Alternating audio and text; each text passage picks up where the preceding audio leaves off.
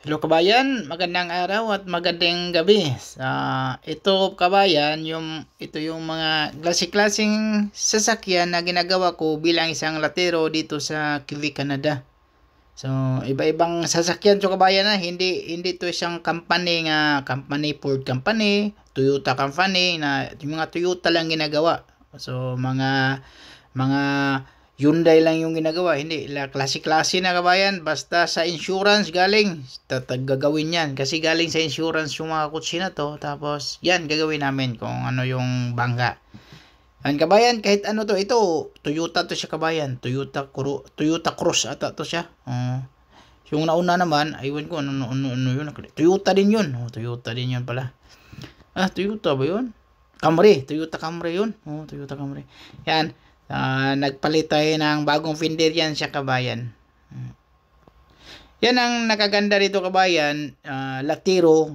Ang nakaganda sa Latiro kasi, scale lang to siya kabayan. Kahit wala kang pinag-aralan, kahit nga elementary ka lang, kahit hindi mo natapos yung elementary, basta mayroon kang work experience, saka yung certificate, importante yon. Pwede ka na mag-apply. So galing akong Saudi, tapos pagkatapos ng Saudi, 8 taon ako sa Saudi, tapos pagkatapos nag-apply, kumuha ko ng certification sa amo ko sa Saudi. Tapos yan nga, nag-apply na ako sa online sa Canada. So natanggap ako kabayan, mga hindi umabot na 1 taon nakapunta ako dito sa Quebec. So galing sa Saudi pero nung una sa kabayan, sa Cebu ako, latero din ako sa Cebu. Lahat sa Cebu kasi nagtisda muna ako kabayan kasi yun nga, tisda muna ako para mayroon namang certificate sa tisda lang, hindi mo na kailangan yung diploma nito kung college graduate. Pag mga ganitong skill dyan ang maganda. Yun, sana kung may mga anak kayo o kaya yung mga pamangkin nyo gustong ganito, talagang maganda to si kabayan kasi hindi mo na kailangan mag-aral lang matagal. Ang maganda nito, kunwari gusto mong ganito, kahit pintor nito kabayan, saka sasakyan, okay, walang problema, mabilis makapagpasok ng mga, basta may experience lang, importante yung certification kabayan sa mga company, lalo na pag nasa company ka. Sa akin nga, mga establishment lang yung mga pinapasukan ko, kahit sa Saudi, establishment lang ako. Pero yun nga, ang sa Saudi kasi, nabuo ko yung 8 taon sa Saudi. Kulang-kulang 8 taon sa Saudi. Kaya nung nag-apply ako, mabilis lang talaga ako naka-process sa papunta dito sa Canada. Tapos ang nakaganda ngayon, kasi ang daming hiring ngayon sa Canada, sa Australia, sa New Zealand. Malakas sa ngayon, latiro, pintor, pinamaganda. Automotive. Pag automotive naman kabayan, kasi kailangan kang mag-aral ng automotive na. So, kailangan welder. Pero bahin sa sasakyan naman, talagang maganda pag nasasakyan ka yung skilled mo. Kasi mabilis ka lang makapasok. Tapos hindi ka na, katulad, yung sinasabi ko, latero, kahit wala kang pinag-aralan yan, walang problema, maka-apply ka. Basta mayroon kang certification nga ilang year experience mo sa trabaho. Pintor, kahit hindi ka walang pinag-aralan, okay lang din. Basta yun nga, skilled. Tapos ilang taon mong may certification ka, yun lang. Yan ang, kung yun ang sinasabi ko, kung mayroon kayong mga kamag-anak nga gusto mag-abroad, kasi pag ibang bansa kasi kabayan, pag ikumpara natin sa Pilipinas, katulad ko, pag nasa Pilipinas lang ako, magkano lang sweldo ko. Kasi nung galing ako sa Saudi, umuwi muna ako galing ako sa Saudi, nagtrabaho ako sa Pilipinas din, latiro din. Tapos ilan lang araw ko doon, 450 lang ako isang araw pero libre kain. 8 oras yun. Di magkano lang yung kabayan. Kaya yun nga, nag-apply ako, tapos hindi umabot na 1 taon, nakaalis ako agad. Kaya hindi na rin ako nag-apply sa Saudi ulit. Hindi, nag-resign talaga ako sa Saudi kabayan. Kasi pag sa Saudi kasi, parang ganun din Mas maganda, ibang lugar na naman yung applyan ko. Kaya yun, tinulungan tayo sa dasal lang kabayan, tsaka yung magdasal din. Importante kasi yung magdasal ka sa Panginoon gagabayan ka niya, tapos sigurado ibibigay yung anong gusto mo. Basta mayroon kang pangarap. Importante yung pangarap talaga, tapos yung sakripisyo, kailangan talaga yan. Tapos pagplanuhan kung anong maganda sa buhay. Kasi pag nasa sa tingin mo sa ngayon, kung ang stage mo ngayon nga medyo nahirapan ka mag-ipon ng pera, gawan mo ng paraan na sa anong mas maganda para sa iyo. Kasi sa Saudi talaga kabayan, nahirapan ako mag-ipon talaga. Sa isang buwan makapag-ipon ako sa Saudi mga $300, kasi part-time pa namin yun ang maipon ko sa isang buwan. 300 riyal, 300 riyal. Bira lang yung 500 riyal. Sa part-time lang kunin kasi nagbabayad pa ako ng is noon. Yan nga kabayan, importante talaga kabayan yung sipag. Huwag kalimutang mag-subscribe kabayan ha. Maraming salamat. Tapos continue lang yung watching kabayan kasi mahaba-haba to. Basta iba-ibang mga kotse itong ginagawa ko dito kabayan.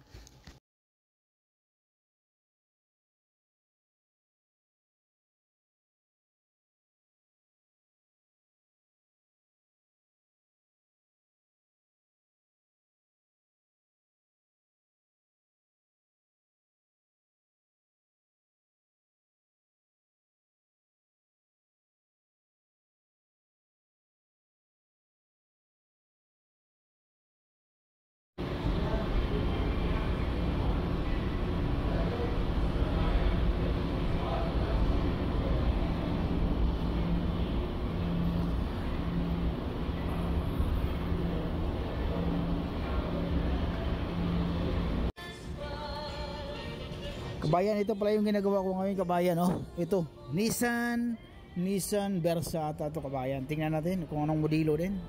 Yan kabayan, oh. Ito ay Nissan Nissan Micra 2019. Micra yan siya kabayan ha. Micra yan. Ito yung mga bagong pintuan to kabayan. Yan, ni-repair ko yung pintuan kabayan, bago, pero may mga tama-tama sa pag-deliver yan sa kabayan. Normal yan minsan pa sa pag-deliver.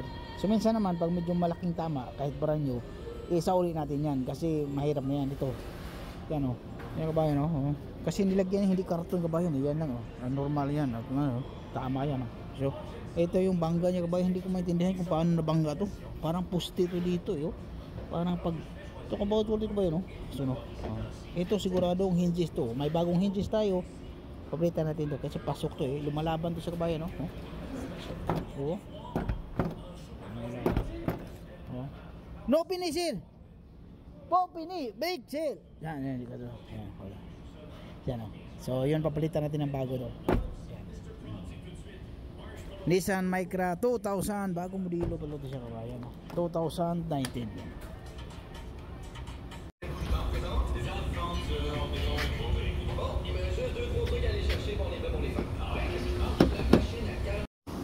Kabayan, ito na pala yung Nissan Micra natin kabayan. Ito yung ni-repair natin yung pintuan, kasama na yan siya kabayan, kasama sa bayad sa sa insurance. Pero ito kabayan, binayaran ng mga yari, balidagdag siya dito, dalawang babayaran yan to. Pero ito yung pintuan nga isa, yung ni-repair natin, pati yun, ito bago to, yan, ito yung bangga. So ayan, bayad sa insurance yan. Pero ito nag-add na lang siya, pina-repair niya to, tapos siya na magbayad. Ganun lang siya kabayan. Kasi pag isasama to sa insurance, hindi naman kasama sa bangga yan, tapos malalaki yung insurance. Ang insurance kasi kabayan, pag lagi mong ginagamit yung insurance, lalaki yung insurance mo, di ba? Yearly yan, mag-add. So yun, minsan hindi gagamit. Pag maliit lang yung tama, hindi lang gagamitin yung insurance, kasi yun nga kabayan, lalaki yung insurance mo pag gagamitin lagi. So yun ang sinasabi ng iba, iwan ko lang kabayan, basta yun na yun kabayan, okay?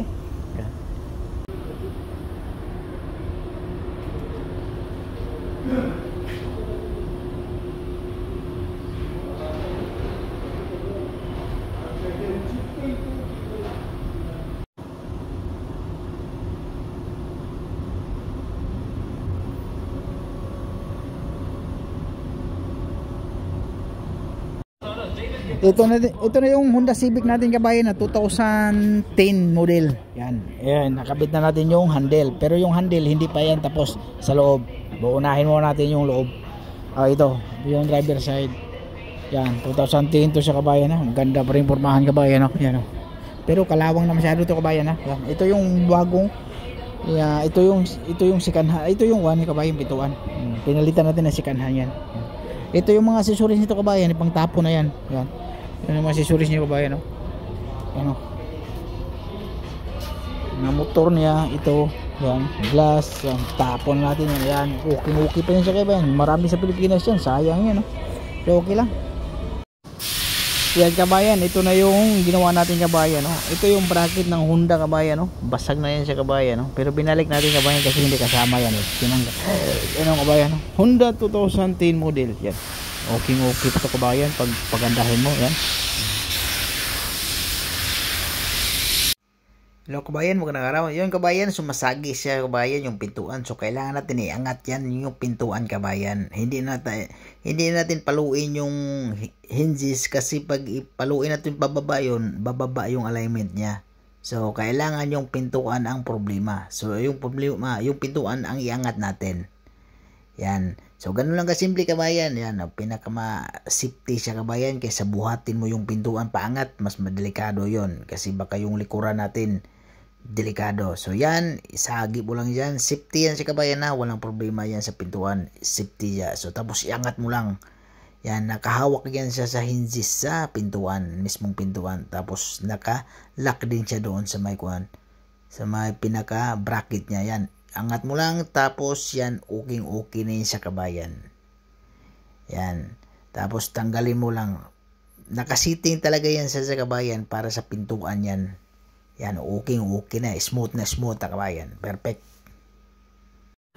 Kabayan, ito pala yung symbol ko ngayon kabayan, oh. Kuan to kabayan, GMC Terrain. Yan, Terrain, yung pronunciation yan. Yung hood, yung bumper, yung headlight yan kabayan, bago yung kabayan. Yung pintuan tapos na kabayan, oh. Ito, bago yan kabayan, bagong side mirror to kabayan, basag to eh. Ito, nakabit ko na kabayan yan, oh. Dito yung bumper niya kabayan, oh. Basag yan. Ito yung bagong pintuan, yan. Ito nakabit na natin to. Ito yung side mirror niya dati kabayan, oh. Basag to. Yan, oh. Pud kabayan, oh. Side mirror, oh. 2001 bro to kabayan, 2021 GMC Terrain. Tingnan mo kabayan, oh. Yan. Yan, oh. Diba? Yan ang gagawin natin to. Simple natin to. Oh. Wala pang tapusin ko to ng saglit ko lang tapusin to kabayan to. Ito yung bumper niya. Yan, oh. Yan, oh. Yan, oh. Maganda to siya kabayan, SUV. Maganda to siya. Diba? Ito kabayan, dumating na yung OD ko ng kabayan na ginagawa ko yung bubong. Pinalitan kasi ng wiring ng antenna to kabayan kasi nangaputol, yung sasasakan niya nangaputol. So pinalitan ng bago yan. So ito yung gagawin natin ngayon, ikumpleto na natin yan. Yan, yan. Yan, oh. Bana nakakunik na kabayan, oh. Yung wiring na yan sa antenna kasi putol yan sa kabayan, nangaputol. Kasi yung nabangga kasi niyan, yung antenna lang. Kaya yun ang pinalitan lang natin. Tapos medyo pinalo lang natin doon sa may kanto dyan kabayan. Tapos yun, ayun, okay na. So ito, kasi binaklas ko lahat to kabayan, pati yung window sa taas kasi yung gumagalaw yan eh, yung pwede magbukas yan eh, yung gitna eh. Yan. Pero ngayon okay na ikabit ko na yan. Yun ang inuna ko kabayan kasi dinala to sa OD talaga kabayan, sa company ng OD. Sila na nagpalit ng wiring dito. Yan. Sa ngayon ikakabit ko na lang yung kanya, yung decor niya sa taas, yung cover niya. Tapos pagkatapos niyan, okay na. Ganun lang kasimple. Yan, okay? Ganun lang siya kabayan. Maraming salamat kabayan, and don't forget to subscribe kabayan and follow. Okay? Ito na kabayan yung OED natin kabayan, no? Tingnan mo kabayan, nakabit na natin lahat yung sa taas. Yan. So yung pag handle grab pala yun sa kabayan, may tutorial ako paano tanggalin yung handle grab na yun. Okay? Pakita ko sa inyo kabayan, ha. Ito ba? Pero tapos na yung kabayan, ito na lang ilagay natin sa taas yan. Ito ba? Ito pa. Yung mga wiring kabayan, siguraduhin natin nakabat lahat, pati yung doon sa harapan, di ba? Yung sa harapan, tanggal lahat yung wiring, daming wiring diyan eh. Ito kabayan, oh. Yan, oh. Yan, oh. Yan. Ito kabayan, may tutorial tayo kabayan paano tanggalin tong grab handle na to. Yan. Ito. Naklaro ba kabayan? Yan, oh. Sikwatin mo lang yung may kuan diyan. Palabas tapos sabay hila. Ipalabas mo yung dalawang may linya dyan, tapos sigurado hila na yan, okay na yan. Ganun lang pagtanggal. Tapos yung sun visor naman, mayroon din akong tutorial paano tanggalin yung sun visor. Saglit lang din naman yung kabayan, yung sun visor, easy lang tong Audi na to. Yung ibang Audi mahirap. Okay na kabayan, yan ang kabayan, oh.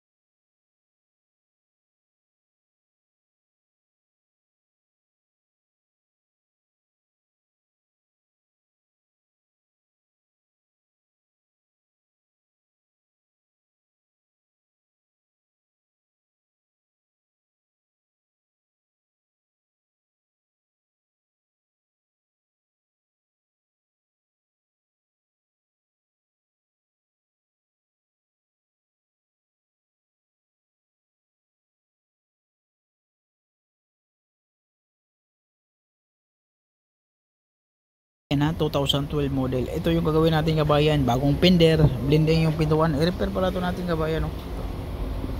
Yung dikit na masyado kabayan. Oh. Wala na siyang gap.